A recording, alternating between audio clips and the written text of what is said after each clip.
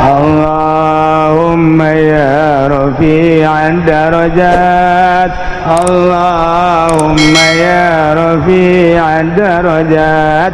Allah atur teman teu bae ngan hampir kitu bae kabeh. Ieu keur carita kasimpulan. Dihenteu teh gatuh kitu bae. Dihenteu teh ge kula mangan sakadar ngabejakeun doang pedah Kangjeng Nabi basyirau wa syahidaw wa mubasysyirau wa nadhir. Kumaha kitu?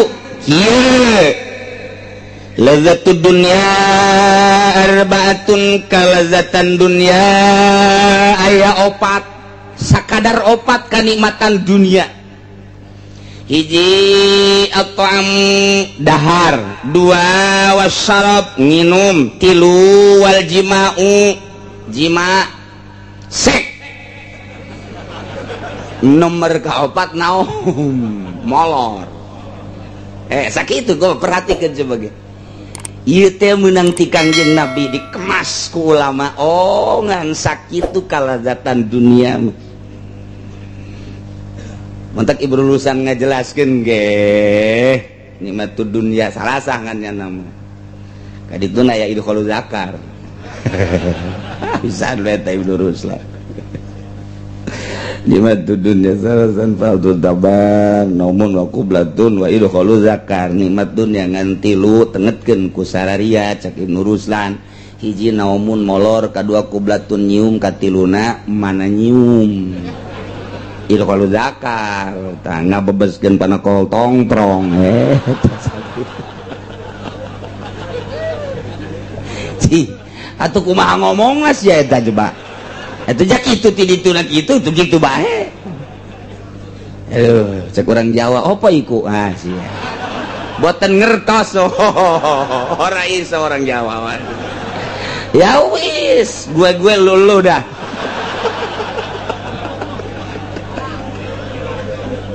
Apa iku cenah? Aduh, Masya Allah. Emang orang Jawa mah pikasirian bae. Dikasirian baik ke cerita Gus Dur teh diundang ke Mekah ku raja di aya nu dibawa ulama kiai 10 bareng datang ke istana kerajaan di ditu di Arab aya aula di luhurna merekna aya mamnu dukhul nyana kieu bae astagfirullahalazim astagfirullahalazim astagfirullahalazim gideg bae di tadi hareupeun lawang sambarkan ku Gus Dur ono apa sih Gus Dur iki segana opo iku iki mamnu duhul dilarang berduhul di sana berarti ini tempat duhul katanya. Waduh cek Gus Dur teh dasar teu nyakola orang NU teh teu nyakola ini mah dilarang masuk bayinya di Indonesia nyebut duhul teh ka pamajikan jadi itu barang kamar mamnu duhul emang ini tempat duhul kali ya tuh emang itu ngaraji kos gitu ta mamnu duhul padahal tempat kiki tua.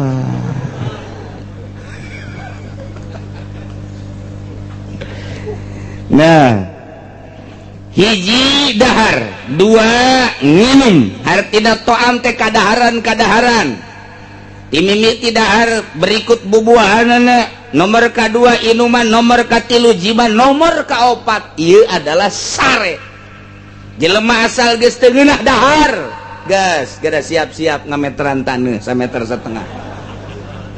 atau 2 meter teu nginum kitu keneh bae di mana-mana geus teu kuat jima geus moal kebal deui komo duh cenah kiai geus 4 peting teh teu bisa kunaon emang wallahu alam atuh geus ieu mamere bae caingan geura siap-siap bae ka ditu nek ngarendengin abah apa jeung emak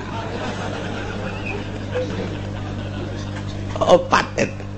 Nah ternyata begitu diteliti fa innaha hijabun lil abdi anillah nu opat eta karena kalazatan dunia jadi hahalang terhadap manusia terhadap hamba terhadap jelema tidak deukeut ka Allah nu opat eta ngahalangan deukeut ka Allah jelema loba dahar jauh jeung Allah loba nginum jauh jeung Allah eta mah deukeutna jeung kebo bule. Nomor katilu jima jauh jeung Allah. Nomor kaopat naom ieu pertama loba molor teh atuh jauh jeung Allah. Boro-boro jeung Allah atuh jeung dulurna ge jauh. Jeung atuh dulurna nanyakeun ka mana si eta? Hees. Aduh aing mah boro jeung Allah. Jeung dulurna jauh, jeung babaturan atuh jauh. Ieu molor. Nah ieu hijabun lil abdi anillah. Memendak wa idza furida shaumu syahran ala wa idzan furida shaumu syahran ala Muhammadin wa ummati kulantaran eta nu opat teh jadi hahalang terhadap hamba ka Gusti Allah. Allah mardukeun puasa ka Kangjeng Nabi jeung umatna tina sataun sabulan supaya ngarasa deket jeung Gusti Allah Subhanahu wa ta'ala. Urang di bulan Ramadan mah darekeut dasana ka Gusti. Insyaallah salaki bageur ka pamajikan, pamajikan bageur ka salaki. Eta Ramadan teh kos kitu teh. Ka anak bageur, ka tatangga bageur, anu boga mere, nu teu boga menta bageur ngaranna. Masyaallah, masyaallah. Istimewa jasa. Ya Allah, ya Allah. Hiji. Nomor kaduana hikmah tidak dipardukeun puasa 30 poe. Lumantak ieu puasa 30 poe atawa sabulan. Kunaon emang? Ieu sasakalana. Inna abana Adam alaihi salatu wassalam sanyana Kangjeng Nabi Adam Bapak orang kabehan alaihi salatu wassalam lama akala begitu anjeuna ngadahar buah khuldi nu dilarang ku Gusti Allah langsung ku Gusti Allah ditegur bakia min jawfihi miqdaro salasina yauman di jero beuteung nyesa 30 poe. Ya Arab ihbat hai Adam turun maneh eta teh akan dilarang teu meunang di deukeutan teu meunang di dahar ku anjeun dirobak turun. Turunlah Kangjeng Nabi Adam nu dibawa ku Kangjeng Nabi Adam ti langit ti sorga opat. Nomor kahiji daun sebab pakaian eta kabeh kena dicopot ngan ampok-ampok doang. Nomor kedua kulit iyalah nu pake beber ampok-ampok. Nomor katilu aya madu sacakslak dibawa ku Kangjeng Nabi Adam. Nomor kaopatna ieu adalah getah ambar. Opat Kangjeng Nabi Adam mawa ka dunia. Gitulah dongeng Kangjeng Nabi Adam. Langsung turun di India ngusruk Kangjeng Nabi Adam sujud. Sanggasa sujud ku Gusti Allah diantepkeun bae satungtung eta buah nu aya di beuteung aya keneh. Beak-beak 30 poe. Seueuh 30 poe. Ya Adam irfa. Hei Adam, tanggah. Tah dihampura dosa saenggeus teh kahitutkeun, kaisingkeun, kahitutkeun, kaisingkeun 30 poe ka 40 poena bersih, maka Kangjeng Nabi Adam ditarima tobat. Tah dumantak urang ge kuari 30 poe dibersihan ke ditungtung tanda ditarima tobat menang Lailatul Qadar. Aduh Masya Allah nikmat jasa menang Lailatul Qadar. Baca-baca teu kudu ngaburi nyai bae Lailatul Qadar mah. Urang ieu timiti puasa teh cedah dongeng na batur mah ngaburi nyai belah langit segala rupa Lailatul Qadar. Lain ku kitu bae Lailatul Qadar. Lain eta pamajikan haju seuri ge eta Lailatul Qadar. Aduh Gusti aing puasa teh dibere Lailatul Qadar aing ku Gusti Allah. Kunaon pamajikan nu biasa manyun bae seuri. Bunga eta Lailatul Qadar. Anak cium tangan. Biasa nama anak geus kieu bae naon ieu bah? Martil ya katarang abah ya. sekarang abad tapi bulan puasa mah cium tangan eta ngaranna Lailatul Qadar komo aja SMS-an jeung jahe mah eta mah neraka jahanam teman. Masya Allah karim tuh iyalah hikmahna nementak Gusti Allah nitah puasa ka Kangjeng Nabi sareng umatna salasina yauman bilayaliha. Tak urang mudah-mudahan diberi sehat ku Gusti Allah, diberi jag-jag ku Gusti Allah, diberi daek urang ibadah ka Gusti Allah sehingga benar-benar urang menang ridho Allah Subhanahu wa taala. Diriwayatkeun dina disyaratkeun puasa teh kieu, innallaha ta'ala khalaqal aqla. Sanyana Gusti Allah ngadamel akal. Begitu didamel eta akal ku Gusti Allah, cak Gusti Allah, ya aqlu aqbal. Hei akal, madep. Fa aqbala, akal madep ka Gusti Allah. Semoga cak Gusti Allah, ya aqlu adil. Hei akal, mungkur anjeun. Akal adbaro mungkur, nurut jasa akal. Cek Gusti Allah ya aqlu man anta wa man ana. Saha anjeun jeung saha kaula? Cek akal anta rabbi wa ana abduka dhaif. Gusti pangeran abdi, ari abdi mah hamba Gusti anu dhaif. Cek Gusti Allah ya aqlu ma khalaqtu khalqan a'azza minka.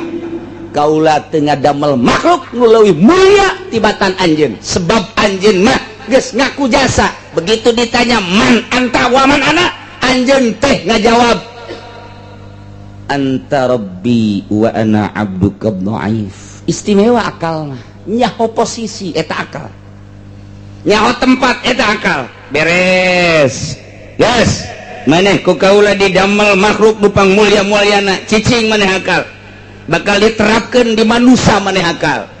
Ya sukeun ka manusia-manusia nek urang ieu aya akalan. Nyaho posisi akal memang kumaha kitu. Akal nu sampurna teh nyaho posisi, kumaha nyaho posisina? Mun kopiah dipake di luhur ku akal kan. Sapatu dipake di dieu di handap. Hiji waktu sapatu dikahulukeun. Kopiah dikasukukeun wah akalan. Wah akalan teh geus kitu ngaranna. Pamajikan ku urang dihormat, pamajikan urang ka urang ngahormat akal. Hiji waktu pemajikan urang ku urang ditoler-toler, aya rangdang ora ku urang dimulyakeun, haji kurang akal. Atau luhur teh teu akal. Kitu bae terus. Beres Gusti Allah ngadamel akal, summa khalaqallahu nafsa. Gusti Allah ngadamel nafsu ku ari. Baqala lah cak Gusti Allah akbil nafsu mana panjen. Falam tujib. Begitu digerokeun sia nafsu tali akbil ka dieu maneh. Ka dieu menghadap tetep bae nafsu ngabuageun bae. Ngabuageun. Eta bahasa hebat ngabuageun. Geus pohara jasa tah ngabageun jadi gabageun batu geus teu robah saeutik-eutik acan ih atuh cicing bae.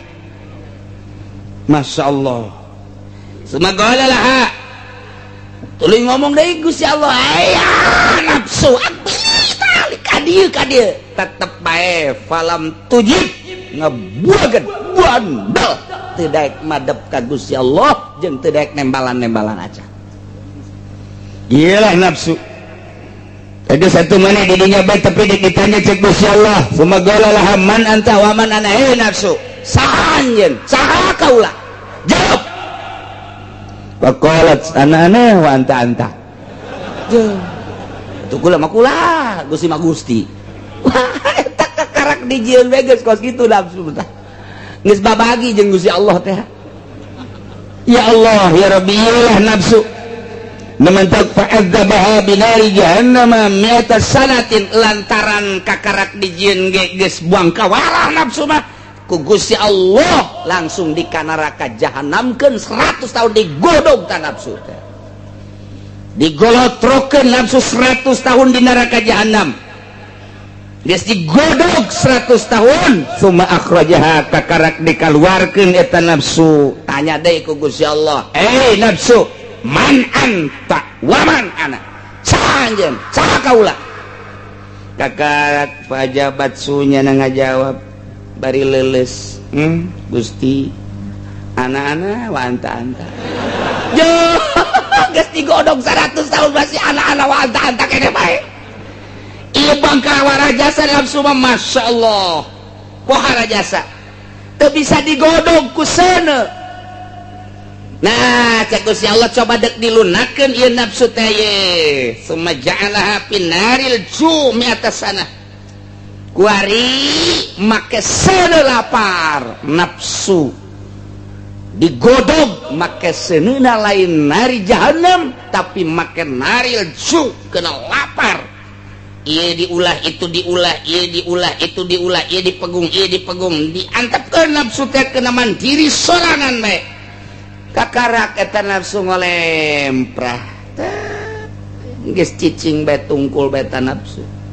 Tadina mah tanggah bae ana-ana wa anta-anta.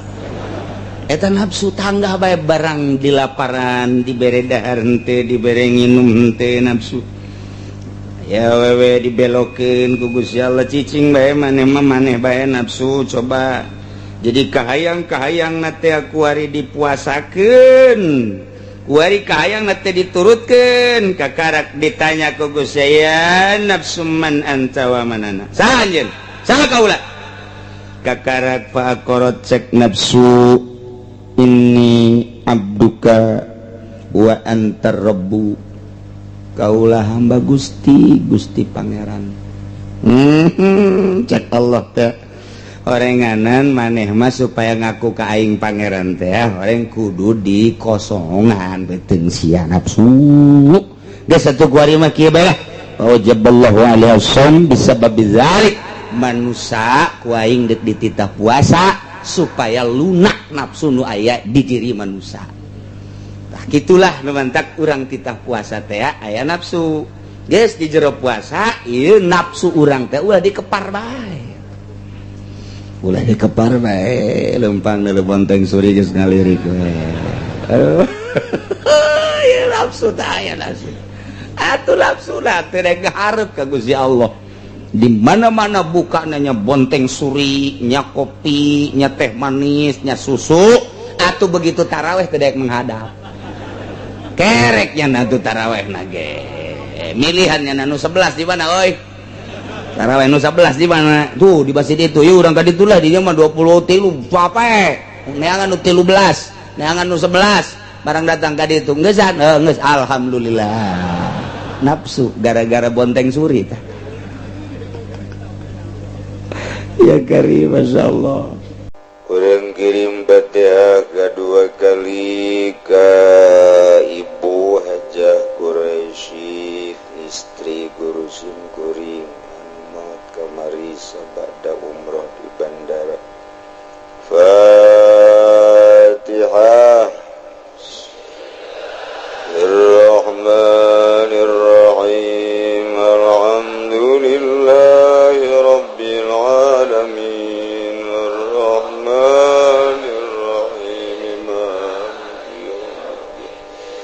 Iyyaka na'budu wa iyyaka nasta'in ihdinas siratal mustaqim siratal ladzina an'amta 'alaihim ghairil maghdubi 'alaihim waladdallin. Fatihah salajengna kanggo almarhum Haji Syukur di Talaga nu maot Jumat kamari. Al-Fatihah. Bismillahirrahmanirrahim. Alhamdulillahi rabbil alamin. Ar-Rahmanir-Rahim. Maliki yaumiddin. Iyyaka na'budu wa iyyaka nasta'in. Ihdinas siratal mustaqim.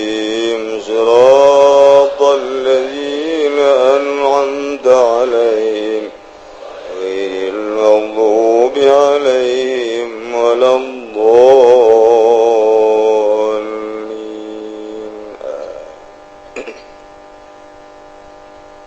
ولا قصاص بين عبد مسلم وحر ذمي wajib qisas lamun terjadi pembunuhan antara abid muslim jeung jelema merdeka cuman status kafir zimmi dina pembunuhan nu bakal dikenakeun hukum qisas bales pati eta kudu mukafaah syarat kudu akur dina agamana lamun saurang abid agamana Islam abid muslim saurang deui jelema merdeka cuman kafir zimmi talamun aya abid maehan muslim jelema merdeka maehan jelema abid taeta henteu kudu dikenakeun hukum qisas eta keur carita antara abid jeung merdeka kuari makieu abid kabantu ku muslim urin turun ku kafir sugan meureun aya persamaan ja abid cuman muslim jelema merdeka cuman kafir mun terjadi pembunuhan antara abid muslim jeung jelema merdeka kafir zimmi apakah kenaan ku qisas la qisas baina abdin muslimin wa hurrin zimmi jadi keunggulan anu terjadi di salah sahiji jelema kasipatan abid ku muslim pan jadi terangkat sanajan abid boga keunggulan muslim ta eta keunggulan muslim na Islam terhadap abid teu bisa nambalan karena kudu qisas tetep bae lantaran teu sapagodos antara abid jeung jelema merdeka maka teu kudu kakenaan qisas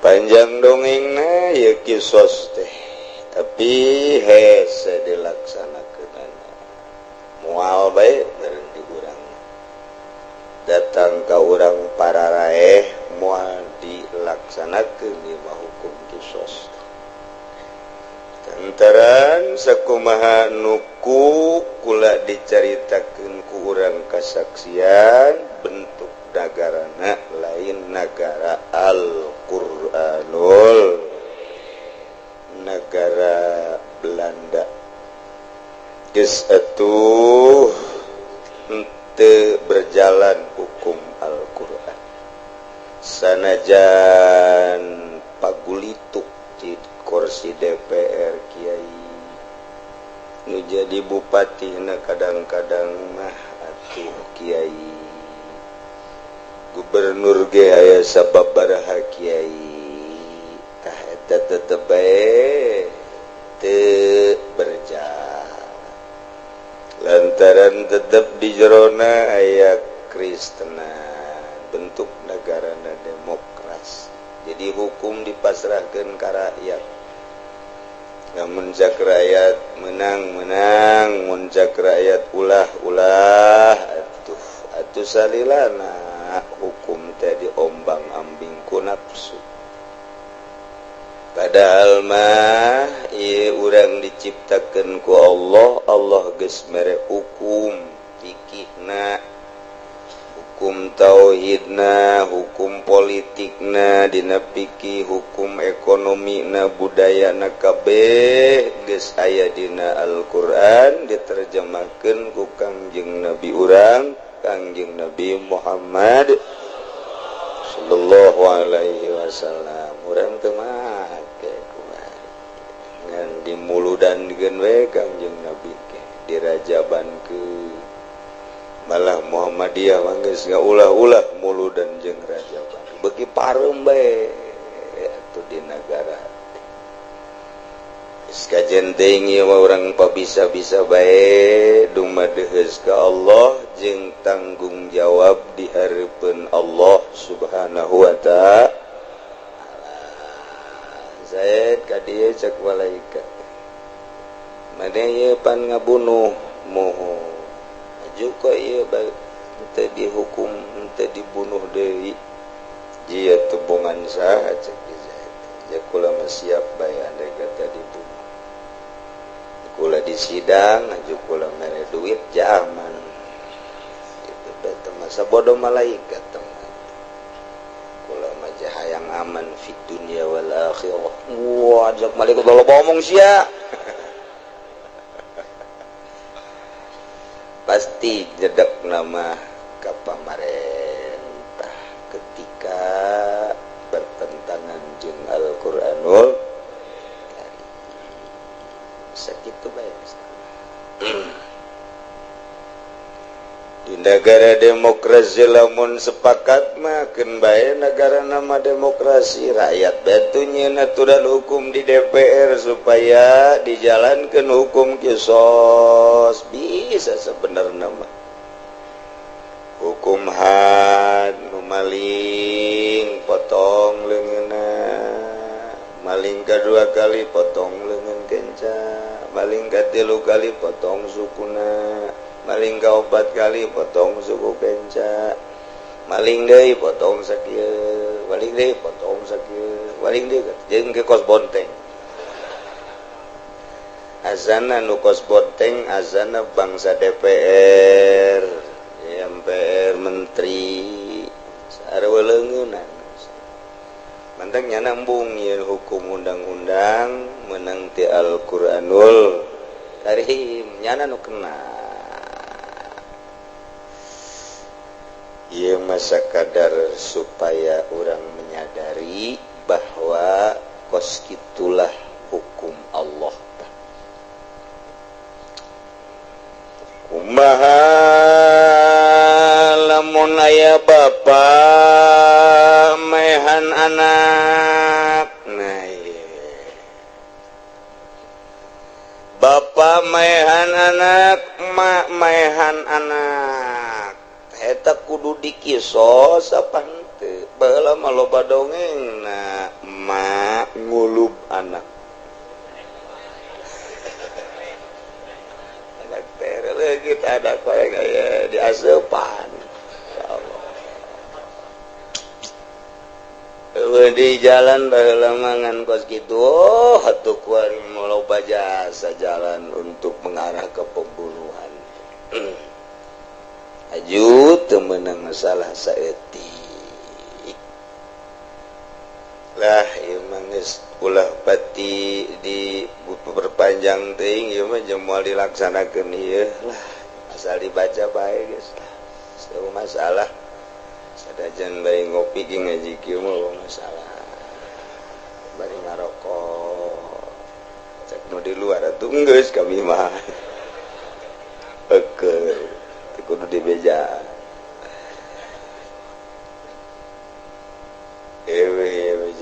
sekadar koleksi hukum urang ngajina sekadar menanggan cara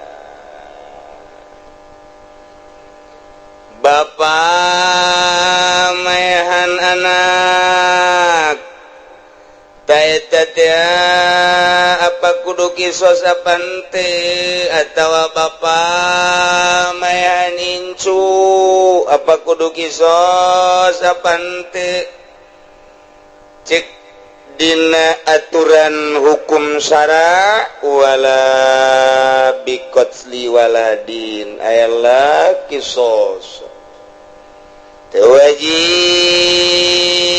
kakenaan hukum kisos bikos liwaladin bapak numayan anak atau anak incu berarti wain sepula sanajan saping asor kahandap terus maehan incu maehan buyut bau eta mete kudu kakenaan ku hukum kisos la yuqadul lil ibni min abihi lantaran darah daging manehna kan sebab ayana anak disababan ku ayana bapa sebab anak eta ayana disebaban ku bapa jadi bapa sebab anak disebut namu sabab geus la yakunu sababan fi adamihi atuh teu kudu tabat teu kudu dikisos mantep lamun bapak mau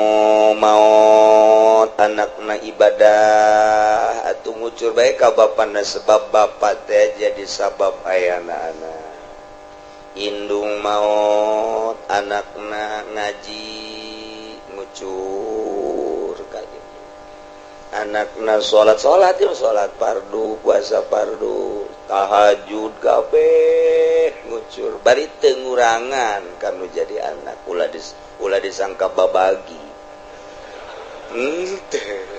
ngucur bae gitu sebab ayana anak disababan ku ayana bapa sabab emak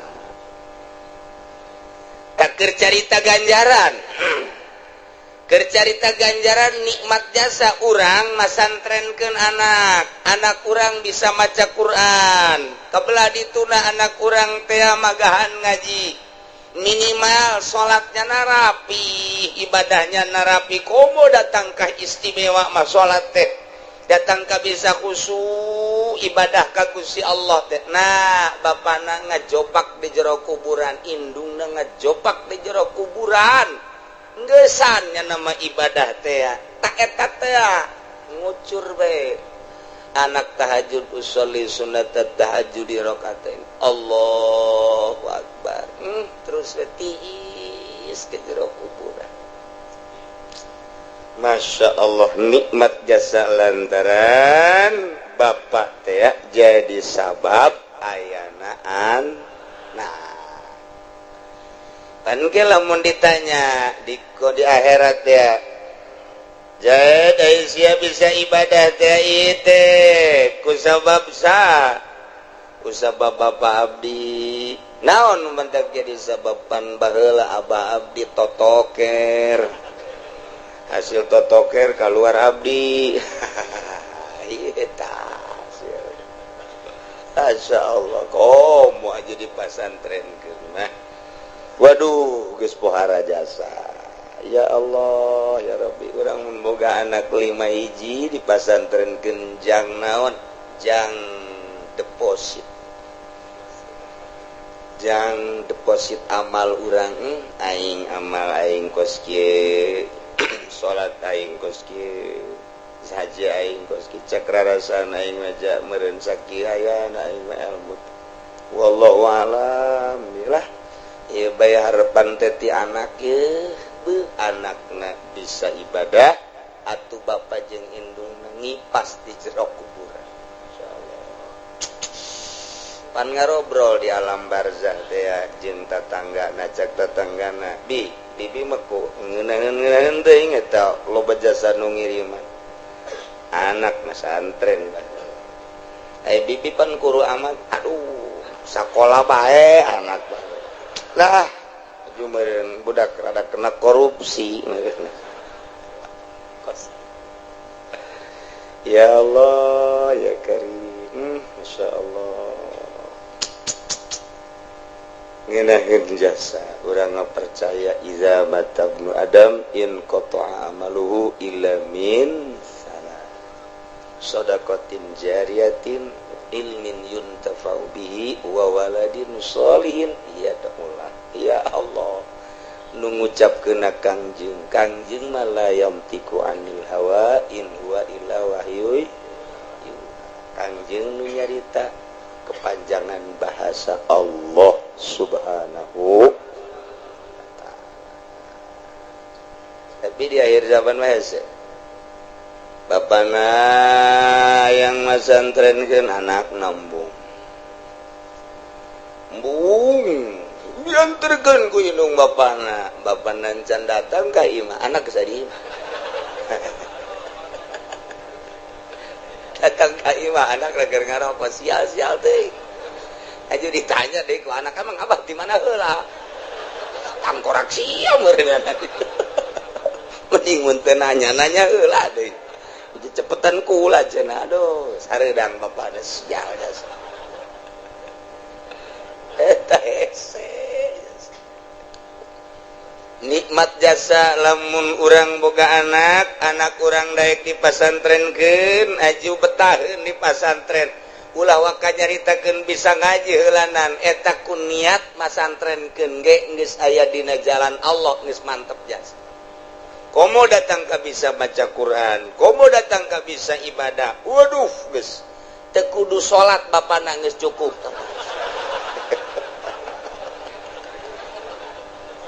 Geus ti anak mah kiriman mah, masyaallah. Ngan hese jasa. Hese jasa.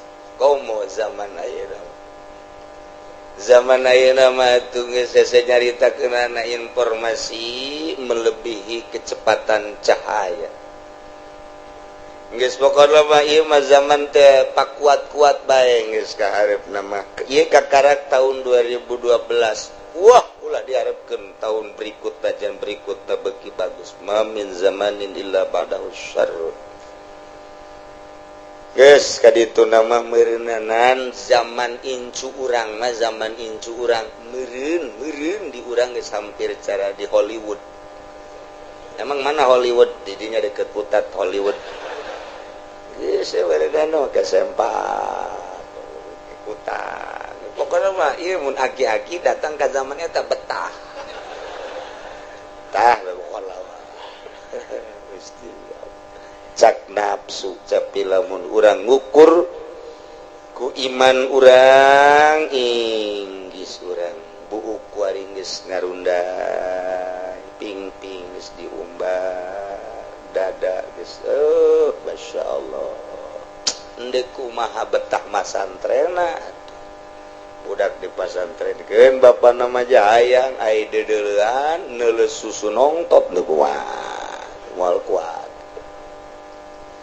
Mun lain bener-bener tuntunan Allah Subhanahu wa ta'ala. Ya Allah matu ngahayukeun bae nu penting mah gerak urang. Allah matu pangeran nu kuku bahagia atuh ayo bae aing mah mere tanaga mere ayo sia nu penting ikhtiar sia ka mana arah. Tah kitunya ye lamun aya bapa ngabunuh anak teu kudu dikisos indung ngabunuh anak teu kudu dikisos lain berarti teu doraka besi disangka wah teu doraka ye lah anak nu itu mah paehan bae ku aing kesel aing aja teu doraka gan teu wajib kisos lantaran anak teh darah bapa teh mentek teu bisa diaku mun lain anak urang haram ngaku bapak ka lain bapak tuh haram sarua bae mentek ngaku turunan ka lain turunanna tuh haram namun ajam ngaku Habib disiksa ku Gusti Allah emang kumaha gitu aya urang Pakistan okos Habib ngaku Habib teu kudu ku urang dilaknatna ke ku Allah ge dilaknat engke ge di akhirat haram teh ngaku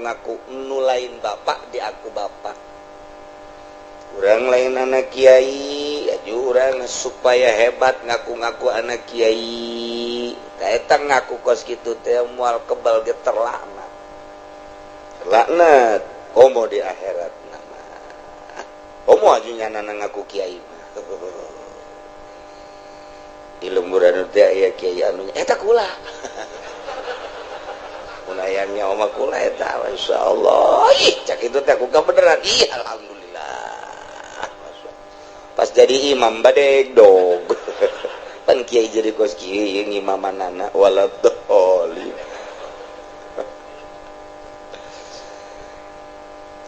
Walalahu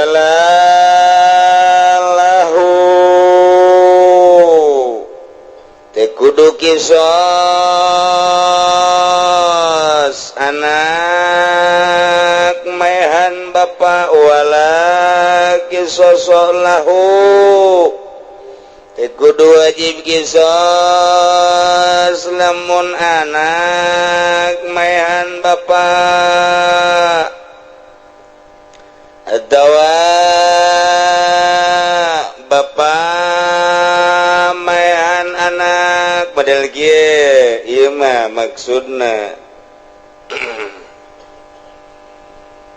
Zaid boga pamajikan ngaran Sarwiti teu kudu kisos ka anak lamun ieu bapak maehan seseorang nu aya hubunganna jeung anak maksudna kos kitu anak teh teu meunang males pati ka bapak lamun bapak maehan hiji jiwa nu aya hubungan jeung eta anak contoh ndek aya sifat ka pamajikanana atawa geusang Zaid kawin jeung Nyi Sarwiti kemudian hasil perkawinan Zaid jeung Nyi Sarwiti teh boga anak Khalid dididik gede Zaid usahana maju di limbah nyokot di itu hasil gelut di Gajah Tunggal menang ribut alhamdulillah jaai dunia limbah mah dunia geng teu bisa ustad dagang limbah moal maju merekpek kajian ngomong merekpek ustad santri dagang limbah moal bisa kecuali kudu masang kumis limbah mah tuh waduh lah sembarangan dagang limbah mah lantaran berhadapanana jeung besi kudu make tangan besi di mana-mana tah kudu ngajawara lantaran atuh dagang limbah mah nu berhasil teh jawara kabeh ge jawara teh lamun teu nyandung eta mah lain jawara nu kos kitu mangarana banci jawara teh nyandung teh jadi atuh jadi jawara dadahonan jawara teh nyandung mah teu dihargai pokoknya kurang wibawa we lamun jawara teh nyandung ya tadi nama rada bagus imah tangga teh lantaran jawara otomatis bebeja ka pamajikanna biasa meme kawin teh muarah bae heula brak brek brok bae cak pamajikanna kunaon isi salaki teu puguh-puguh marah ulah ngomong aduh getel-getel pamajikanna isi kakak kunaon sudah aya nyaho urusan batur bae saminggu dirasakan aku pemajikan pan salaki marah bae gas pokoknya imah kuku magir kawin deui oh eta kalau embung dicandung mah balik sia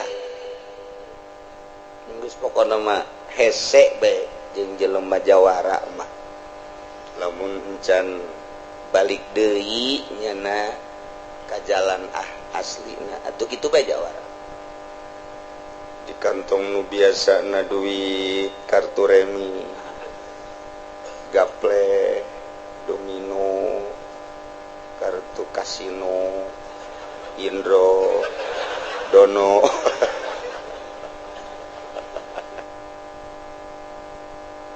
Lebur lagi semuanya, bangsa main-main kasino gitu, istilahnya nyawa nak koprok, pemainan zaman Siti Nurbaya.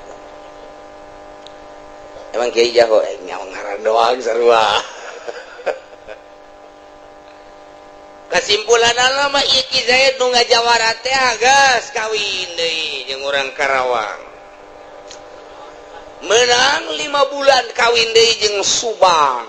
Oh aduh, mantep biasa.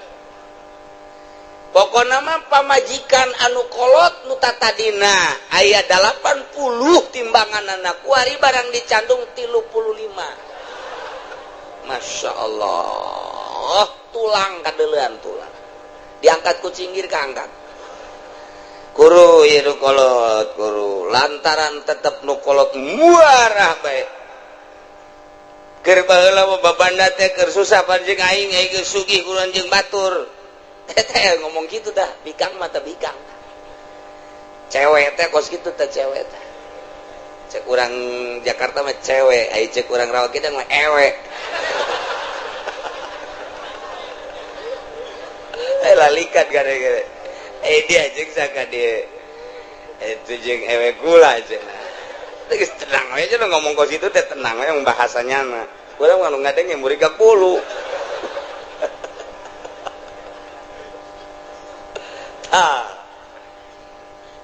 Ai keur susah jeung kula terus itu naon ngaranna berjuang jeung kula barang kuari geus rada bener kunaon jeung batur eta kos kitu awewe mah padahal mah jasa laki moal ka mana harta jatuh aya hakna tetep bae kitu bae tetep sanajan digilir adil jujur ge ngan deres doang ai jujur mah ngan ieu bajawara mah tuh teu jujur biasa dino ngorang mah 15 poe dino kolot mangan nyeuseut doang seuseuh tah sare geus tilok kantun kos kitu bae teh eta mah jawara Lampung tah kulantaran ngomong bae asal datang salaki ngomong asal datang jeung cambedut asal wah geus berang-bereng borong kesel Ki Zaid teh sial beureun teu nyahoeun aing jawara meureun lah beresan bae ku aing dibunuh sarwiti yang tenang hirup aing guys bunuh beres jadi aing mantep ngajawara ngeunaheun aing mabok aya di aing ngabunuh aya di aing seneng geus pokoknya kanaraka ge meujeuhna aing mah kita tetara ranggu je datang anakna kadinya mana ngajopak wah iya pembunuhan barang di deuleu peso bapak ieu mah peso bapak geus kajahoan kasimpulan nama bapak ngabunuh pamajikanana pan eta teh anak ta anak aya apakah menang males pati ka bapak ku sebab bapak ieu ngabunuh pamajikan pan ari bapak mah ka pamajikan deung-deungeun katalian sote ku akad nikah tapi pan ai anak mah ta jeung emak darah daging jeung bapak darah daging tak kuari pamajikan anak teh bapak teh ngabunuh pamajikan kuari anak tak anak menang tak henteu tak kuari ngadakwa males pati ka bapak teu beunang darah daging teu mah sidang hukum mah hukum ngan ulah dikisos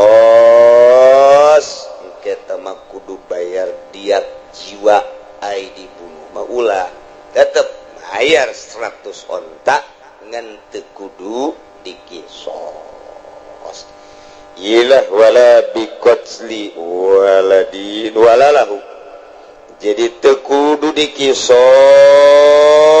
teu aya kawenangan untuk malas pati ka anak nu bapakna ngabunuh pamajikanana tetep bayar diat membayar baik Masya Allah atawa ngabunuh pamajikan anakna Khalid anak Zaid hasil perkawinan Zaid jeung Sarwiti kuari ki Khalid geus nikah deui jeung Nyi Hindun urang Cikupa tak eta kuari Nyi Hindun teh lantaran ngabatan bae ka Ki Zaid tak eta dibunuh ku Ki Zaid berarti Ki Zaid ngabunuh minantu nah ieu incu ye aya anak ye anakna anak berarti incu besi pajar lain darah daging kede eta teh tasal sosial silahna aya bapakna boga anak anakna boga anak deui tetep bae mun eueuh bapana pan bapak kolot walina anak itu ketika ieu bapak kolot ngabunuh minantu anak tabab incuna teh teu meunang males pati anak teu meunang males pati kitu keneh incu teu meunang males pati kanu jadi bapak kolot lantaran darah daging lamun maehan indung mah langsung lamun maehan bapa mata tetep bae kudu dikisos ieu mah tadi teh maehan anak teu meunang ngisos maehan pamajikan anak teu meunang ngisos berarti lamun maehan anak incu teu meunang ngisos mun maehan pamajikan anak teu meunang ngisos kuari mah dibalik kuari mah anak maehan bapak waduh geus ararang geus saudara mah ye ceritaan agama al yauma akmaltu lakum dinakum wa atmamtu alaikum ni'mati wa raditu lakumul islama beres kuari mah Zaid kawin jeung Nyi Sarwiti boga anak embung dingaranan ku ngaran Islam lantaran nyana loba bergaul lamun dingaranan ku ngaran Abdullah gengsi lamun anak dingaranan ku Abdurrahim gengsi anak dingaranan ku ngaran ulama Nawawi Ghazali Hasanuddin gengsi satu ieu ngaranna anak nu kahiji ngaranna Alexander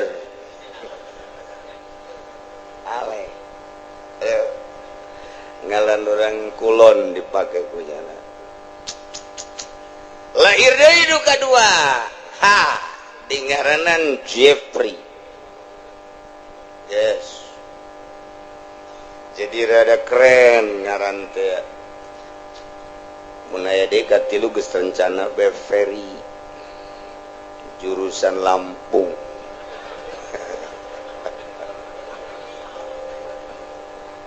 aduh Gusti ya Allah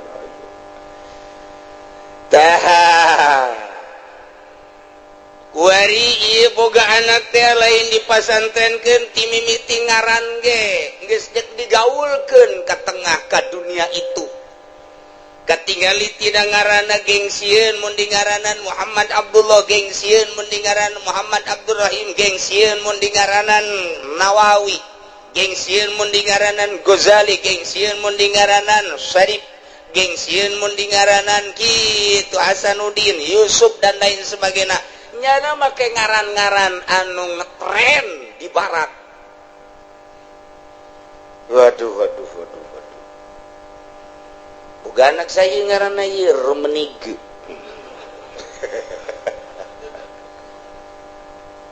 aduh kuari udah izin nggak dengan ada apa mbak ini anak saya sakit siapa namanya Maradona kumamun teh hebat main bola na isi budak ngaranna Maradona ku resep-resepna bari ka Maradona dipakai ngaran bari bakar itu cenah teh masyaallah karim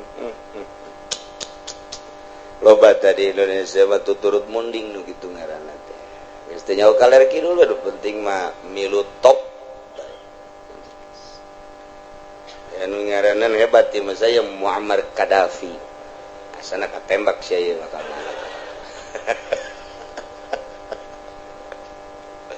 tapi bagus sih ke pejuang-pejuang gitu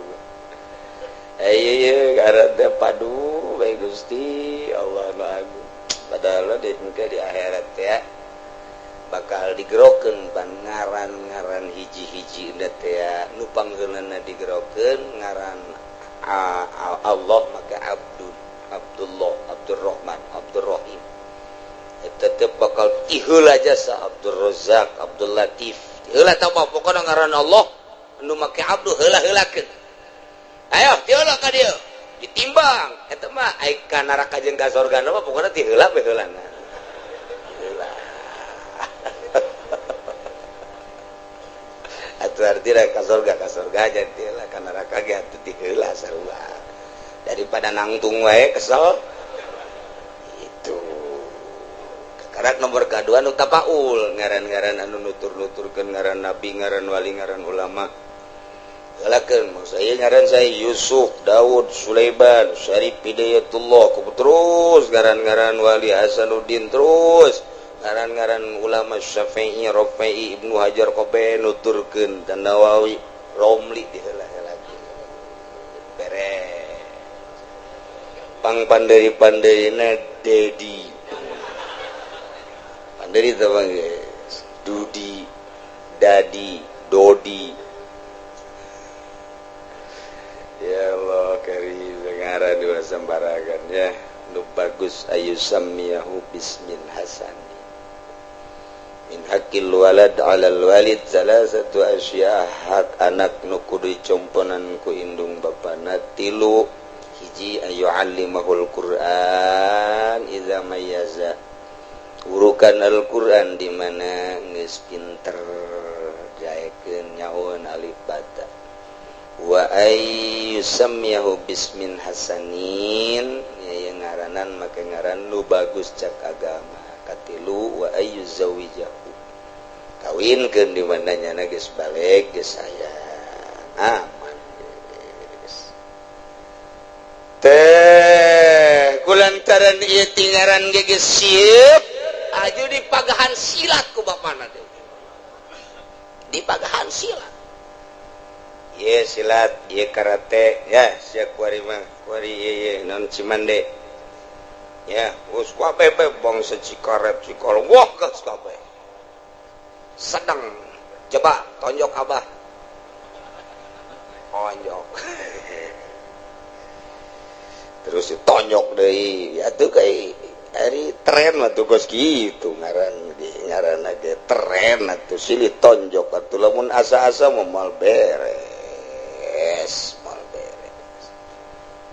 kabelah dieuna boga kahayang si Alek teh hayang meuli motor duit kurang tetep bah mio bah mahal mio mah PGR bae murah henteu mio bae bah pokona mah embung mahal cak bapana mio mah kudu 14 juta tah 15 juta ke nungguan atut mere bae tah kabelah dieuna tetep bae teu dibelikeun geus kieu bae peureup ieu nang magahan abah panggil jadi kamanakeun ieu peureup ieu sia ku aing ya alhasil galungan lah nyana jeung bapak katikem lantaran bapak mah hebat gaduh pantana geus eueuh kadaga geus eueuh tuh sebenarnya teh kudu geuleup jeung bapak mah ajak balap lompat bengek pae di jalan katikem het kulu di dieu mio bah ayo mio het awas di mio cak bapana moal ceger mio aduh abang mah lain ku peureup sia bokelek abang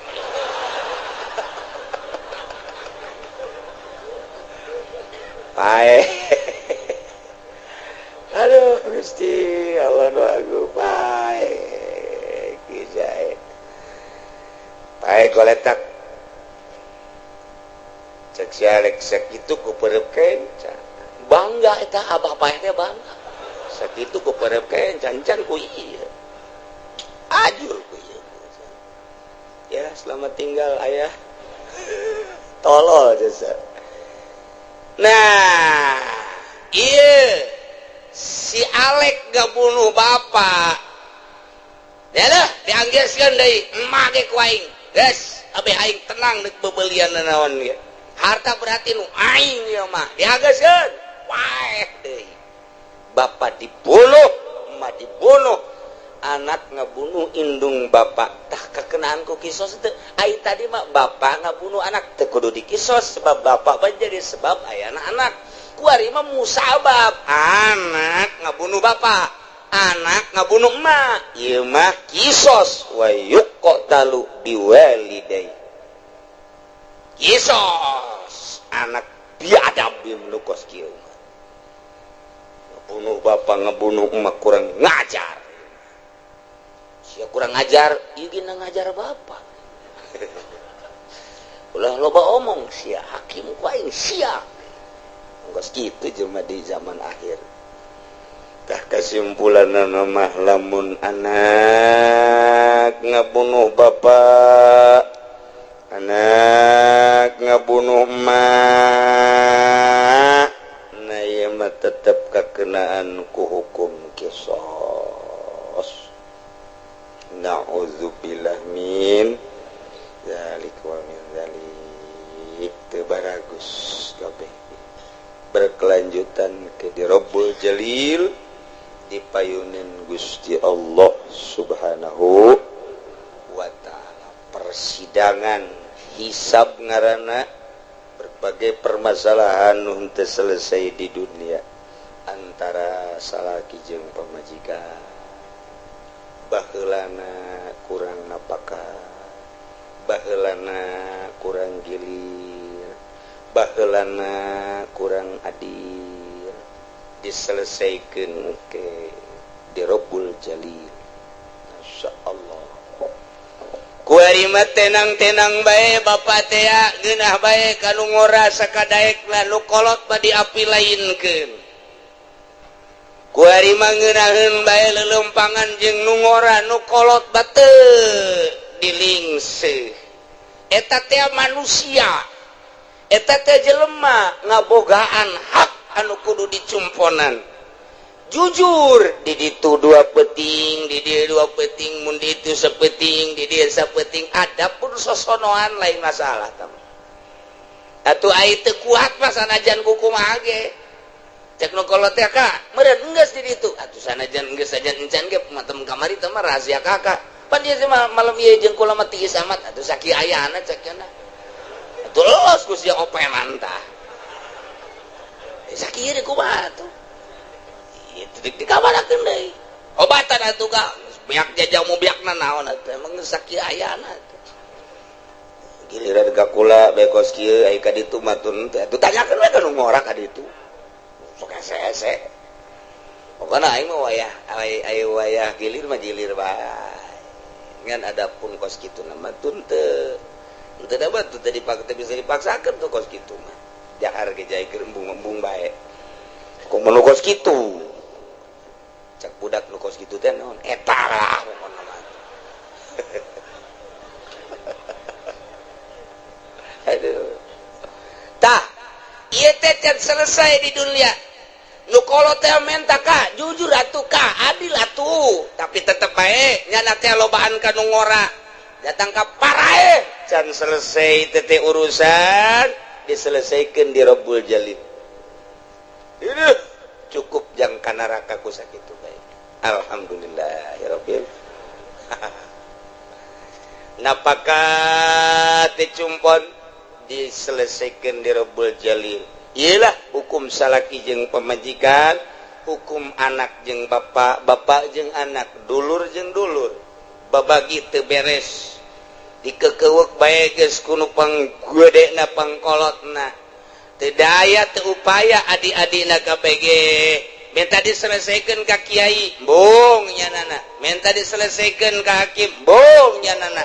nah ieu can selesai di dunia atau selesai di dunia kemudian naon gitu hasil daripada persidangan ngan di dunia mah nu bener kadang disalahkeun nu salah kadang dibenerkeun can selesai tete diselesaikan ke di Rabbul Jalil tuh atuh lila nyidang hiji bege nyidang hiji bege lila makaning sabaraha triliun manusia di zaman Kangjeng Nabi Adam urang kabeh narangtung be panon poengan sadepa bayangkeun nyidang hiji bege sedengkeun pandi ditu mah teu bisa disogok malaikat mah teu bisa disogok ubah kabeuki pan malaikat mah disogok ku duit teu beuki aing mah sogok ku sapatu egel teu hayang aing jeung nya naonan sapatu tilok pake sapatu cak malaikat aing mah itu disogok ku naon deui empung jabatan teu hayang aing mah tah teu boga kahayang teu bisa disogok hakim jeung pengacara kuari mah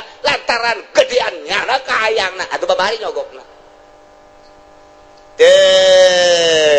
disok hiji-hiji hasibu qabla an tuhasabu nu mantak ke cobalah perhitungkeun meme engke di akhirat urang bakal hiji-hiji nu mantak lamun urang maot geus teu boga jang hisabeun pang nikmat-nikmatna kadariana kadarieu itu sawah nu itu jang sia tak kadina nu itu geus babaginya kontrakan nu itu jang sia gitu aya abah mah geus hayang boga naon jadi abah meme maot geus ulah hayang aya teu boga naon abah abeh ngeunah gitu geus abah mah kuari geus teu boga naon nya ieu imah ge ieu lain nu abah jang nu bungsu geus abah mah teu boga naon nya saksian ku sia kita sia atuh deuk mere bae ka aing dahar atuh geus alhamdulillah teu mere bae atuh mah nya sia aing abah sia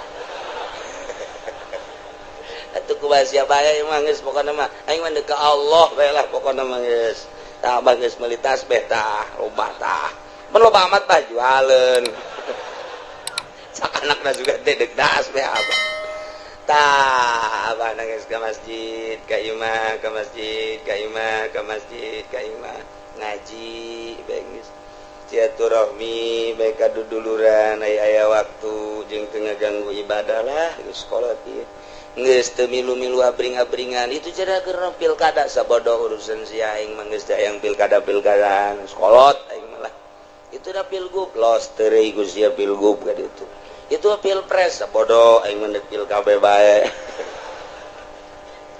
geus aing mah geus disteril aing otak aing mah geus dika Allah keun bae lantaran aing nangieun Allah diurus ku Allah kebarik bakal ka Allah aya awak aing nama merendahan dikaleuweungkeun tapi pan roh aing mah menghadap ka Gusti Allah geus aing nek dibersihkeun bae eta ke situ begitu datang malakal maut Assalamualaikum Waalaikumsalam saya malakal maut deuk naon deuk nyambut nyawa ih keur ditungguan wah cak walikat parah mati atuh ngobrol heula daun gegeran cak teh kudu ngobrol lain pan ieu cek malaikat bungaheun amat atuh rek naon deui sawah geus dibikeunaan kontrakan geus dibikeunaan imah ge jang nu bungsu kula mah geus sayang ka Allah bae cepat cepet lalaunan di cek malakal maut teh mah hayang keur sujud apa hayang keur nangkarak apa hayang keur kumaha ditanya heula ku malaikat lah angel teuing kuari bae kuari coba teh angel teuing gituan mah sayang kapanggih jasa jeung Allah Masya Allah gitulah Assalamualaikum Waalaikumsalam saya malakal maut deuk naon nyebut nyawa masuk macam-macam nyawa segala si cek malakal maut atuh kula mah tugas kula keheula ih kredit cenah geus cek malakal maut teh jauh geus ageus teh urusan sih ini kan kabawa ke akhirat ya tuh geus waktu udah sih engke lah itu sawacan beres itu urusan-urusan aja itu bisa cek malakal maut kamari urut pilgub deh aya sesa-sesa can beres wah itu bisa deuk kuari bae cek malakal maut henteu ke kula deuk salat waktu deuk kuari bae itu ada kumaha coba Masya Allah lulupatan mal bisa tah etan hese gengke loba kaberat inget ke sawah, inget ke tanah, inget ke perumahan, inget ke toko, inget ke pemajikan, loba ka inget hasil malaikat tias-tias ting cek malaikat sekaligus kena sana cawanap ibu itu sekaligus berat jasa cabut dedetkeun deui cabut sia dua penting na'udzubillah min ya Gusti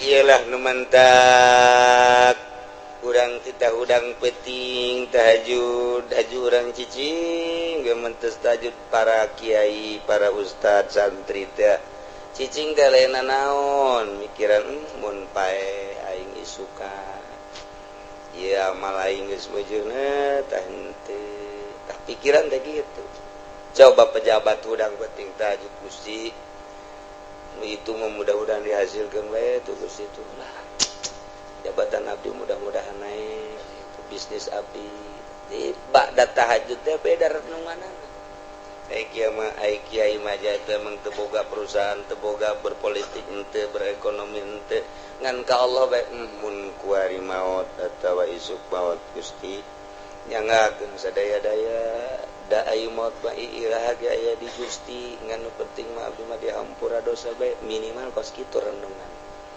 tapi coba lamun pejabat pengusaha SBY tahajud mah tahajud mudah-mudahan tidak demo lagi Gusti berat saya ini sebetulnya tapi pengen jadi presiden lagi sebetulnya saya akan berusaha untuk meminta tanda tangan tahajud saya ini mudah-mudahan terdengar olehmu tangkorak sia cakap Allah beda renungan anak aya nu Allahu Akbar tahajud salam beres renungnya Gusti majikan kakarak hiji sedengkeun abdi sedeng sakieu mah hayang dua bari disalametkeun we nu kolot ulah marah bae Gusti beda renungan anak nu ngawarung gitu kene Assalamualaikum Gusti abdi ngawarung ke saya baru 5 tahun mah tapi nombokan modal tinggal buruan dong nujan kajual ya Gusti renungannya beda dunia politik ekonomi dan lain sebagainya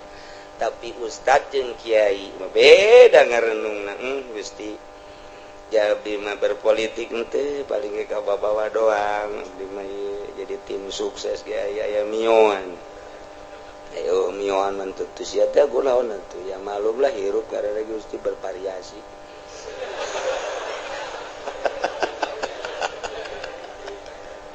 sak pagaran atuh make jeung ditarima mio pan eta macan pugu halal na ya memang sih jan pugu aya halal mangan ieu butuh jasa nganterkeun budak sekolah segala aing ngariung teh lah Gusti hampura bae eta mah jadi hampura bae tapi ka neraka bae sakedeungnya eta renungan teh kos kitu ya, belah dieu mah bahasa teh renungan belah ditu nama tafakkur saatin tafakkur sasaah sajam leuwih utama leuwih bagus tibatan ibadah 70 tahun ngarenung Masya Allah karim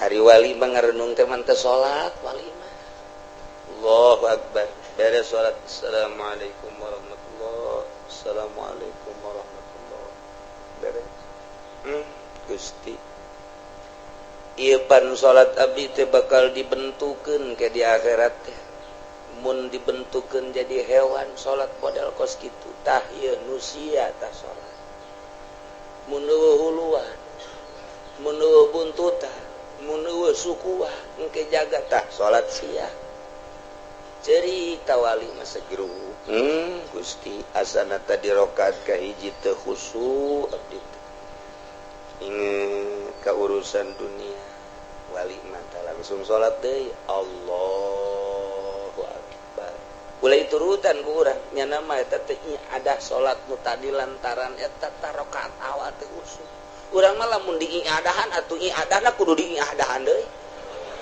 nu iadah eta kudu diingadahan deui atuh atuh teh husu-husu pan urang mah atuh rakaat boro-boro rakaat ka hiji kadua katilu teu timimiti setar bae Allahu akbar barang diangsongkeun teh tah salat sia cek malaikat teh ya aman teh Allah itu teh bangke teh mah teh mah kos ieu ceulian huluan teh kos kieu mentek ieu mah jadi siksaeun sih ya salat ge wala tadrib bi awjuhana ya ilahal alamin tah eta renungan wali mah manteu salat ngarenung salat aing kos kitu amat cek kira teh beres teh salat teh perbaiki deui urang mah diperbaiki deui atuh deui kumaha diusukeun coba ieu lah salat ieu diusukeun sholli fardhu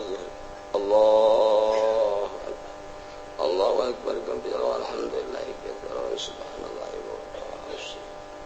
eta nu liwat si Mbak ye encan mayar ngana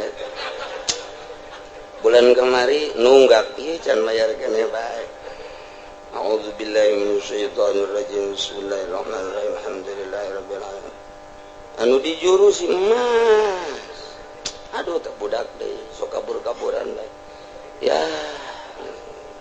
wa ilmaghdubi alaihim waladdallin anu di imah jasa deui diaturna duit kontrakan sok aya nyekel bae kita tanyakeun bae deuk kiraha usulna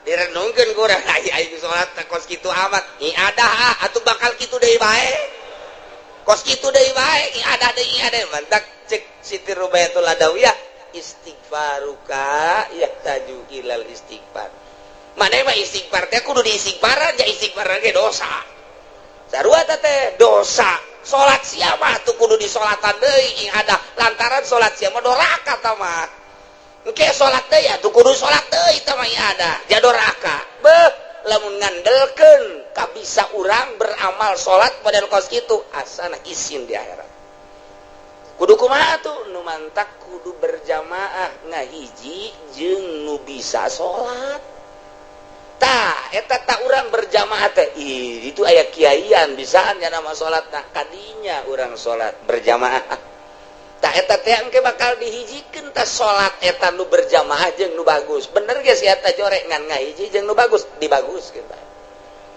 bonteng bakukul jeung bakukul deui wae dihijikeun sakarung bakukul kabeh engke di dituna ge bleng teu laku geus kasampahkeun tapi bonteng nu pilihan mah masyaallah nyekel da geus sakumaha endog beubeureuh aya bae karyawanana anu mat embat sia rusak bonteng aing sembarangan bae sia can jadi duit pan ieu lalauna ditambah barang anu bakukul slot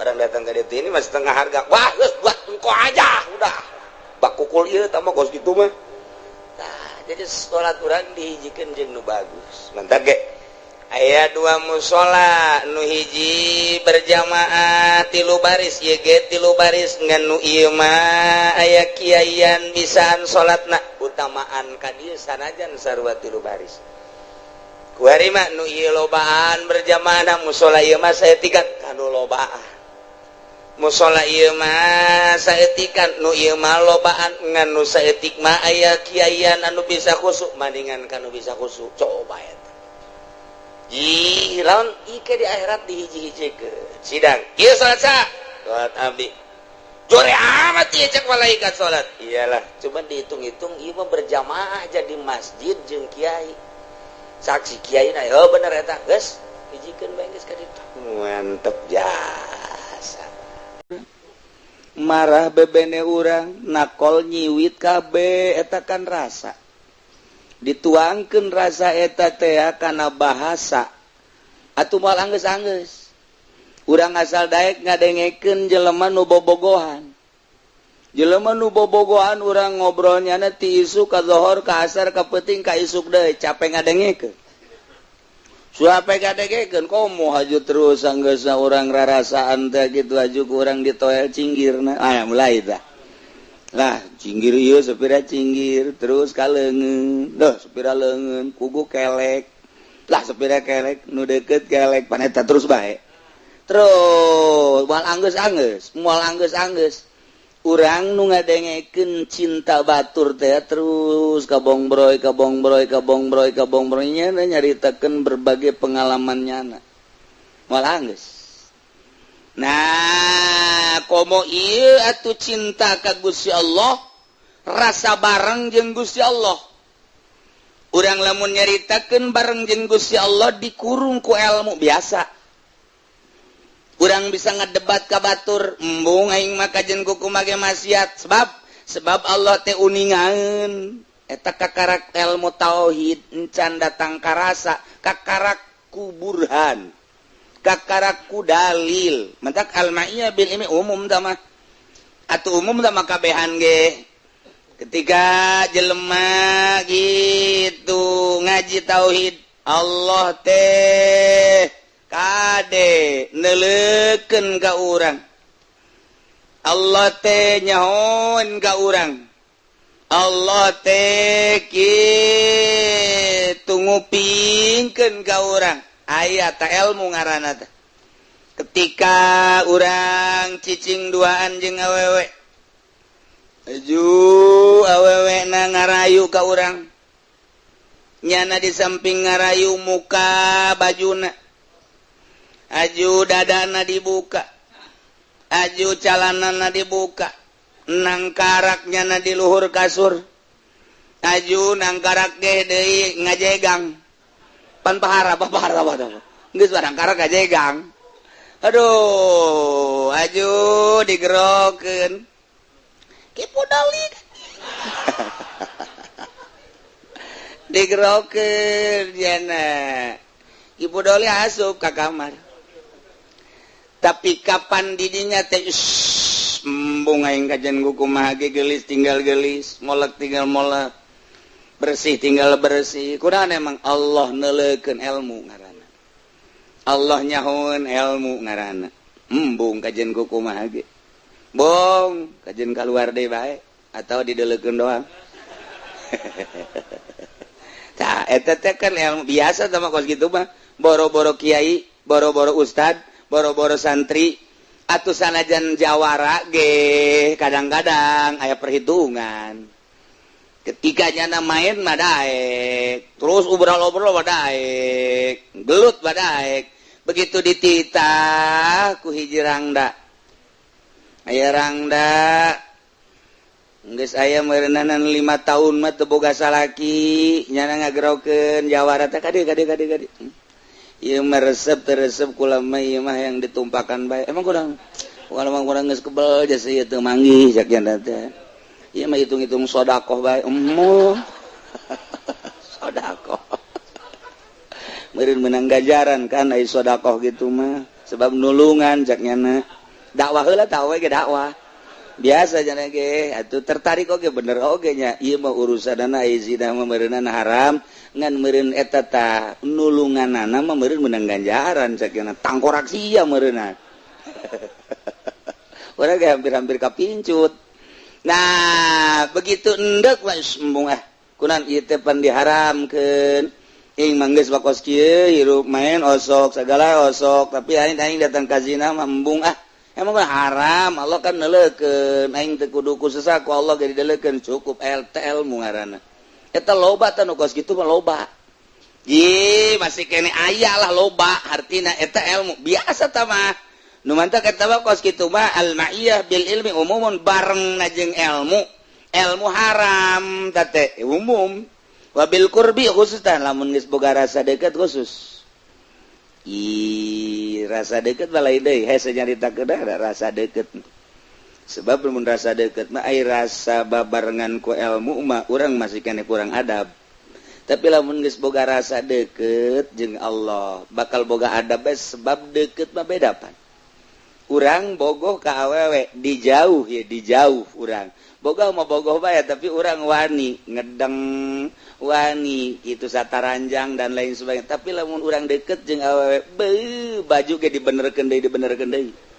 Baju ge dibenerkeun deui kopeh miring ge dilempengkeun eta kan karena deukeut adab aya dek tumpang kaki ge dijauh tumpang kaki heheotan asa teu kadeuleu nyana mah asa neuleu tapi kan lantaran jauh biasa baik kurang adab tapi ketika dideketkan banyak anak adab lain lalagan komo besi salah baik besi hajut tebogoheun nu dimaksudna mah kitu tah mantak diatur ge eta ku deket nah ieu komo jeung Allah geus boga rasa deket eta mah Allah nu mere hese eta mah kajunduh hayal dihayal moal bisa rasa deket jeung Allah bata mah lain hayalkeun enta mah pamere Allah bata mah taufik eta mah geus bae lamun aya jelema geus dikasihi ku Allah dijadikeun cinta ku Allah dijadikeun kitu mahbub Allah nah ieu mah geus dibere ta ku Allah rasa set beti mana datangna jeung iraha eta mah geus Allah boga urusan ketika eta nu datang adab sangat diatur nah ieu mah khusus mantak wabil qurbi khusus nah kuari wal qurbu bil ilmi atuh umum deket ku ilmu atuh umum lantaran urang maca Al-Qur'an wa nahnu aqrabu ilaihi min hablil warid dibaca kurang wa nahnu kaulan agung teh aqrabu leuwih deket min hablil warid tibatan urat genggerong eta mah sakadar kidaya ku deket-deketna Allah urang teh kuari boga rasa deket ku ilmu ih kade deket Allah teh ih kade deket Allah teh contoh deket urang lamun salat iyyaka na'budu wa iyyaka nasta'in bahasana ge ka Gusti wungkul eta kapan khitab ai khitab kapan deket tah urang ge lamun khitab ente deket aya anta deket sira deket kamu deket kamu tas di mana aya jelemana ieu ge iyyaka ka Gusti wungkul deket berarti mata kurang bahasa iyyaka deket eta teh make khitab tapi urangna boga rasa jauh berarti urang edan ai bahasa iyyaka tapi ngalayang ka mana-mana ye eta teh edan mukos kitu ngaran cukup ku iyyaka na'budu wa iyyaka nasta'in eta teh bahasa khitab ai bahasa khitab berarti kan urang keur carita khitab apa hareup-hareup ente tas di mana bae aya ka jelemana co lamun eueuh mamun eueuh jelemana eueuh kuari jelemana di Cikupa urang ngomong di ente tas di mana bae kudu kagrogol kan itu udah ngomong ente tas di mana bae sih jelemana eueuh eta kan edan iba aya ka jelema ai ente teh kapanggih-panggih tas di mana oh mantes diri itu akur tah hitop ngaranna ieu urang iya kana budu ka Gusti wungkul abi ibadah tapi urang ngalayang ka mana-mana cak Allah edan sia mantak ieu mah rombongan nu edan edan atuh urang wajib iya kada teh karasa aya da Allah deket da Allah nah tapi aya make naon ieu make ilmu wa nahnu aqrabu ilaihi min hablil warid umum mah tapi wa bi zuhuri tajalli khususun kulahirna tajalli mah khusus urang teh lamun dina nyaritakeun ihsan anta budallah ka annaka taro ibadah ka Allah seakan anjeun neuleuh ka Allah wa ilam takun taramun anjeun teu bisa neuleuh ka annahu yarak seakan Allah neuleuh ka anjeun loba nu asa dideuleukeun ku Allah mah tapi urang neuleuh ka Allah mah hese imatak tingkatan wa ilam takun taramun manyeh teu bisa deuleuh ka Allah annahu yarak Allah nu deuleuh ka urang Allah nu deuleuh ka urang mah loba tah mah dengan ilmu asa dideuleukeun ku Allah ku ilmuna tapi ketika urang deuleuh ka Gusti Allah eta mah penemuan hate dibere ku Gusti Allah ketika urang deket jasa tapakur ka Gusti Allah muraqabahlah ka Gusti Allah kemudian urang zikir ka Gusti Allah Allah na mere ka urang tek aya tah deket jasa jeung Allah belah mana asupna wallahu alam datang cecep ka jero hate geus lamun aya di jero hate teh Allah teh deket jasa eta lah nyaritakeun wa nahnu aqrabu teh eueuh urang lamun geus dibere ta rasa deket tajalli ngaranna ka Gusti Allah eta tadi tah bahasa wa nahnu aqrabu ilaihi asal jauh jasa eta teh jauh tau bahasa wa nahnu aqrabu ilaihi ieu mah lantaran keur karasa tah ieu boga rasa deket jeung Allah bahkan nyangkrung di jero hate engke kadang dicabut ke kadang aya kadang dicabut eta urusan Allah teu bisa dihayal nah ketika zuhuri tajalli khusus wa zalika ieu mah ieu nu bi zuhuri tajalli dunu dani eta deket naga deket na deui nu mantak fatadalla ieu mah fakana qaba qausain au adna seakan-akan dikinayahan persis okos busur antara okos panah di antara dua gondewa kausain teh urang lamun panah set panah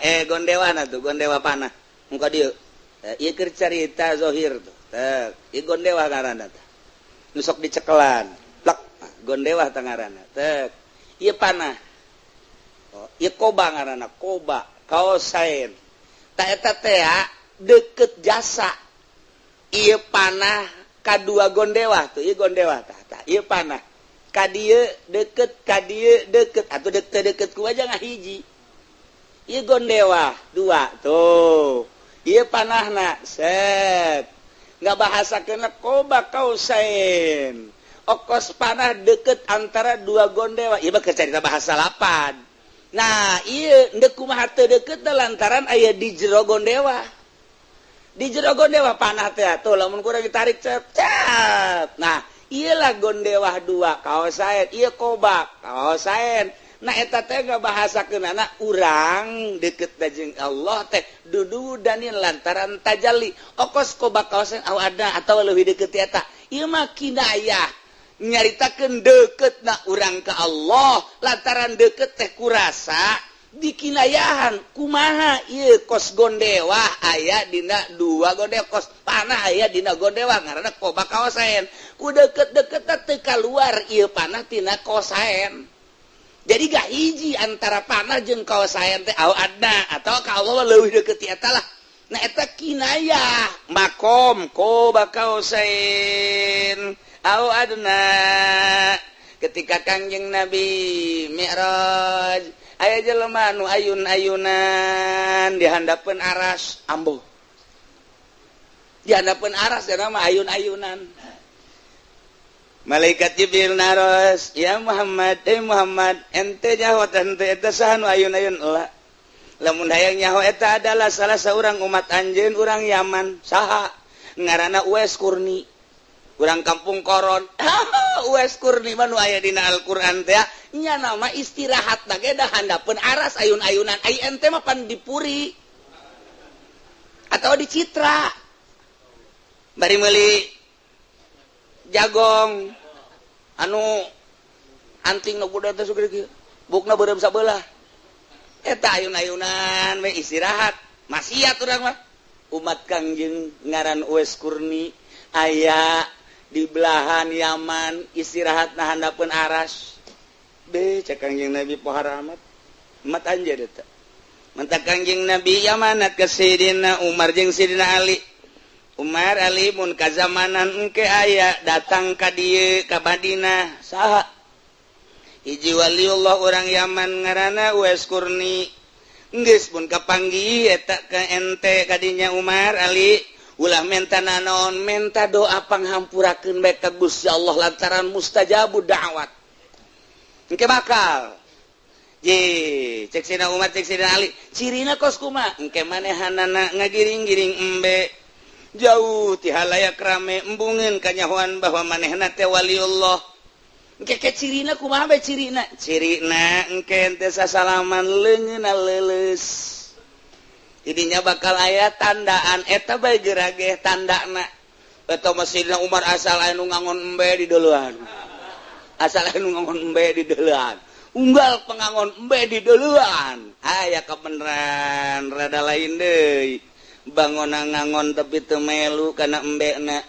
embe mah embe nya namanya kadang-kadang manehanana mah teu ngiuhan salat kadang-kadang manehanana mah diuk kadang-kadang lain deui bangun teu khusu ngangon embena ieu kajian kumaha ge begitu ditanya ngaran tedek nembalan nah begitu disumpah kakarak iyalah Uwais Kurni dongeng heula setik langsung minta doa anak minta hampurakeun bae ka Gusti Allah langsung ngadoa urang talang nyanda kanyahoan indit di Madinah embung kanyahoan nya urang mah pon kanyahoan hebat haju di dinya bae ngendong moek meuting urang mah di dinya bae wali balai dasar geus kajawan indit nya nama Masya Allah tipe-tipe waliullah teh nu mantak aya macem-macem aya waliullah nu jadi raja aya waliullah nu jadi ulama aya waliullah nu dagang aya waliullah nu jadi abri aya waliullah nu jadi polisi aya waliullah teh anu cumplang campling ti lembur ka lembur ti kota ka kota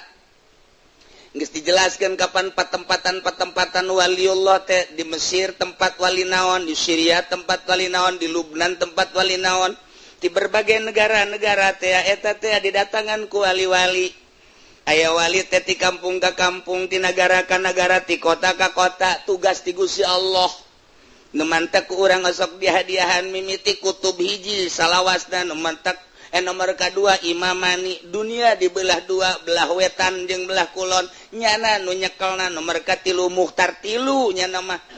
Nomor kaopatna ieu adalah wali teh wali kitu autad opat jumlahna wali autad mah, dunia dibelah opat bagi dua deui jadi opat.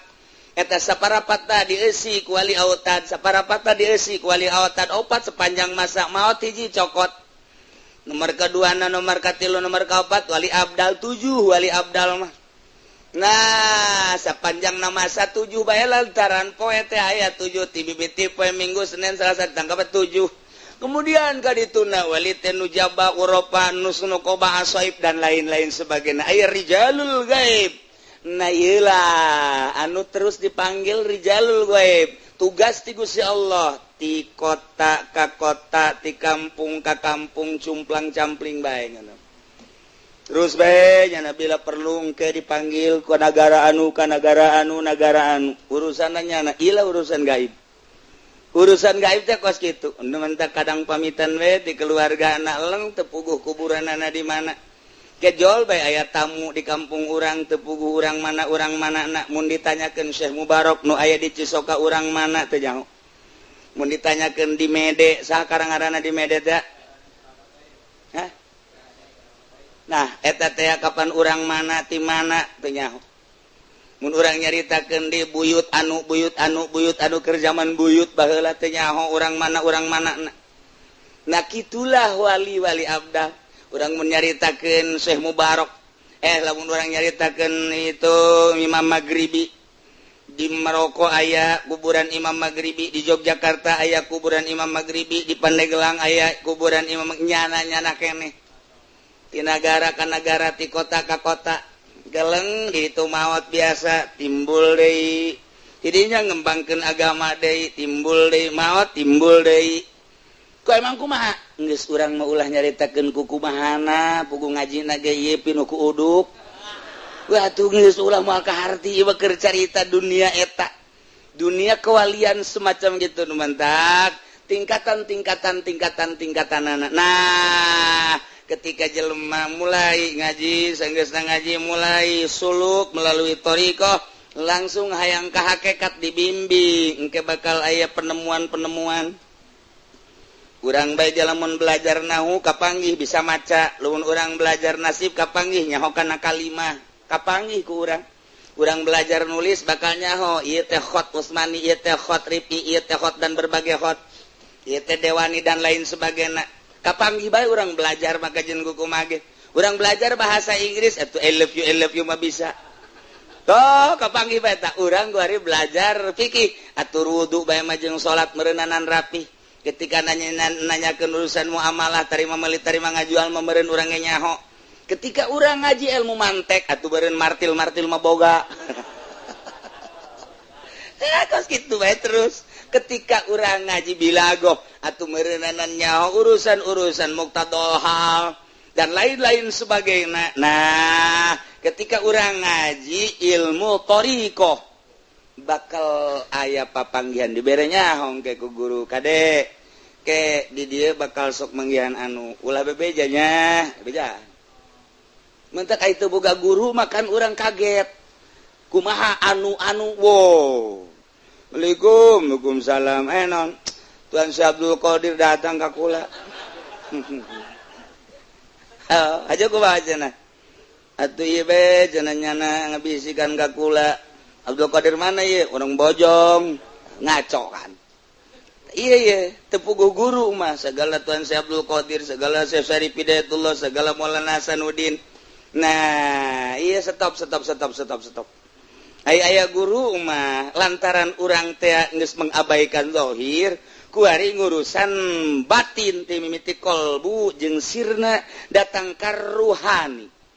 ruhani nu diurusan geus ieu awak zahir geus lasa lempang-lempang kumaha ayana bae teu pati diurusan sebab roh nu kurang diurusan ku ari mah ketika urang urusan roh atau bakal kapanggih jeung roh urang kuari urusanana DPR kapanggih jeung DPR urang kuari jadi intel kapanggih jeung intel deui urang kuari urang jadi polisi kapanggih jeung baris polisi deui sebab aya kantorna urang jadi santri kapanggih jeung para santri deui sebab aya markasna.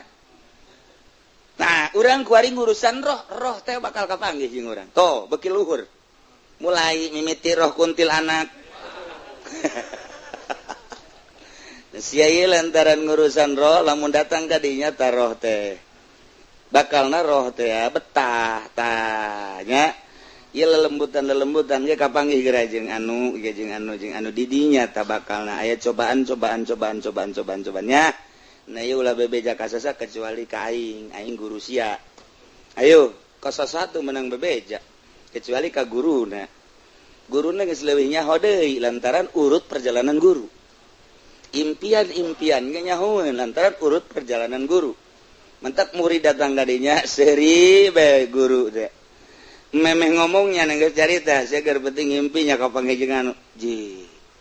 Muhun. Aja sia anunya. Geus ulah loba omong teruskeun.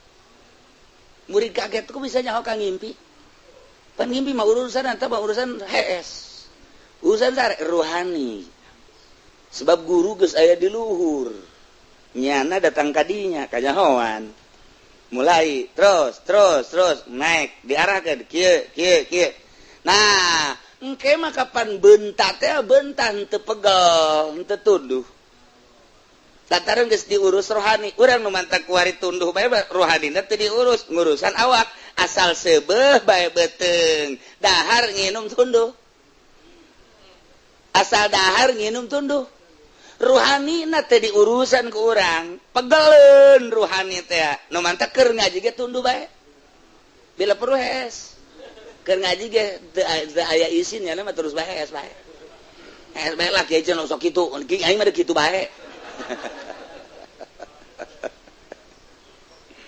Tapi lamun diurusan maruh kan ngomong kawak dah sia deui bae cak roh asal dahar betul tuh yang sia kan tah mah aing mencan kan sia mah geus dahar geus nginum ngarokok tah makan urusan sia ai jadi urusan ku sia ngaji Quran teu maca zikir teu maca sholawat teu roh marah nu mantak marah urang keur urusan roh ai ente mah roh teu marah jadi urusan roh teh teu marah geus bae roh mah teu tenang-tenang wae paling ngecak roh teh aing malah milu ka neraka bae jeung sia teu ngomong tapi ketika urang urusan roh ngomong sing sabanding atuh cak roh teh ai maca Quran sayat 2 ayat ai dahar mah 2 piring eta ngaranna teh saimbang imbangi atuh mun dahar 2 piring atuh ayahna 2 juz 3 juz mah terus diurusan kurang diurusan kan beukita maca Quran sholawat zikir beukita lantaran urang sering urusan roh poho kana zahir dahar geus teu pati melu nginum teu pati melu sahayuna teger roh teh teger mulai kuari embung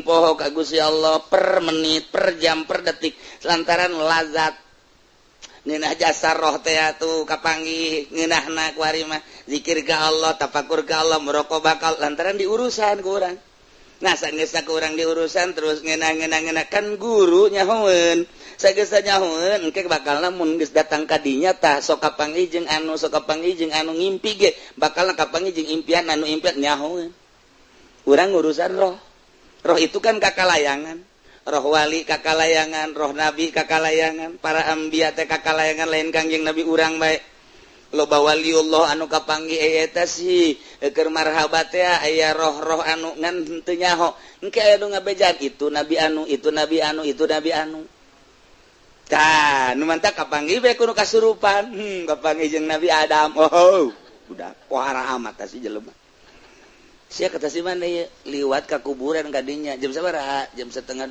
tang hari aju waduh aya Nabi Musa wah ya budak talian abak iya gara-gara kasurupan lu kos gitu mah daripada ngaji kos kita loba lamun kurang difokuskan ngaji hikam ngaji ieu atuh ujung-ujungna ngahaneng we kos eta teh ngahaneng jana teh roh ngalayang roh tuh kosong diurus ente tapi jangan narima karena wejangan ieu kosong sub iblis plek siatinya aing anu ngageugeuh Banten saha Hasanuddin urang mana Serang oh ieu nu aya di awak teh Hasanuddin Serang Maulana Hasanuddin apa Hasanuddin ulah loba ngomong siapa aing mah Hasanuddin bae mulai geus pencet di bakos ge mah pencetan hese di kaluargeunana tuh beda antara ahli thariqah nah kulantaran thariqah mah kos kitu keur carita ye kapanggilan di dunia eta lamun datang ka dinya urang ngobrol lah arwah ngobrol jeung urang